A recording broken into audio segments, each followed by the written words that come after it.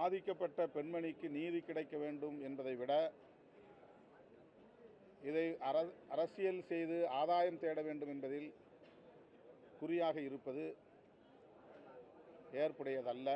சொல்லப்போனால் இது பாதிக்கப்பட்ட பெண்ணுக்கு எதிரான ஒரு நடவடிக்கை. எதிர்க்கட்சிகள், அதிமுக உள்ளிட்ட சில எதிர்க்கட்சிகள் இதனை தங்களின் ஆதாய நோக்கிலே கையாளுவது வருத்தம் அளிக்கிறது, அதிர்ச்சி அளிக்கிறது. அண்ணா பல்கலைக்கழக மாணவி விவகாரத்தில் உடனடியாக குற்றம் சாட்டப்பட்ட ஒருவர் கைது செய்யப்பட்டிருக்கிறார்.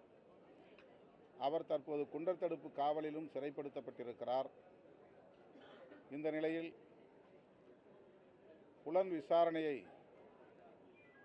நடத்துவதற்கென்று உயர்நீதிமன்றமும் சிறப்பு புலனாய்வு குழுவை அமைத்திருக்கிறது. இனிமேல் இந்த கேள்வியை எழுப்பக்கூடியவர்கள் சிறப்பு புலனாய்வு குழுவிடம் நேரடியாகவே எழுப்பலாம் அல்லது நீதிமன்றத்திடமே கோரலாம். தமிழ்நாடு அரசின் மீது அல்லது தமிழ்நாடு காவல்துறையின் மீது திரும்ப திரும்ப குற்றம் சுமத்துவது என்பது அந்த பெண்ணுக்கான நீதி கோரும் குரலாக இல்லாமல் தங்களின் ஆதாயத்திற்கான அரசியலாகத்தான் செய்கிறார்கள் என்பதை நாட்டு மக்கள் புரிந்து கொள்வார்கள்.